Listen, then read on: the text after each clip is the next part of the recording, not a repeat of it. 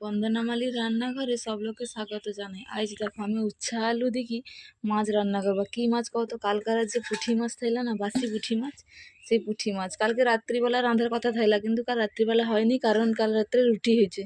তো সেই মাছটাকে উচ্ছা আলু দেখি রান্না হবে। এই দেখো কড়াই কিন্তু ভালো মতো গরম হয়েছে, দেখছো কড়ানো ধোঁয়া উঠে যায়।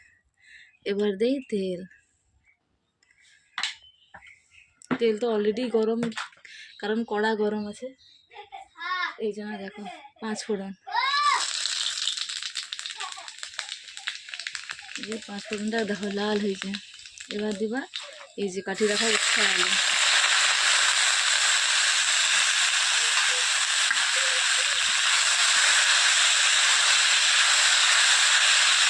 উচ্ছা আলুটাকে কিন্তু ভালো করে লাল লাল ভাজতে হবে।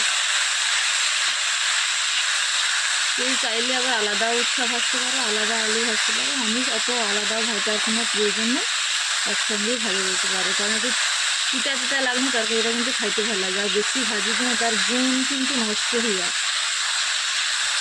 আর ভিটামিনটা কিন্তু নষ্ট হয়ে যায় শাকসবজি। ভাজা হতে রে তখন আমি একটু লবণ দিই। এই যে আমার লবণ একটু লাগবে।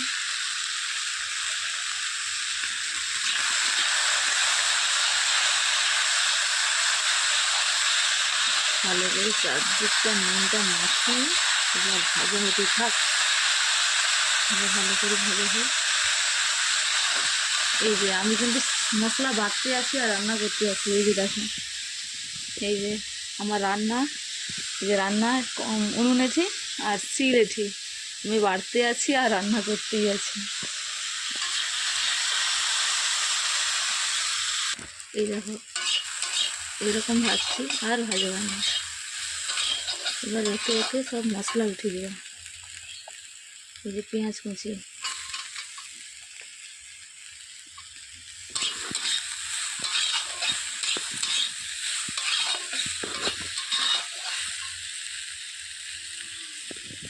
এই দেখো এটা হলো সরষা বাটা, লঙ্কা বাটা, জিরা বাটা, তার সাথে হলুদ।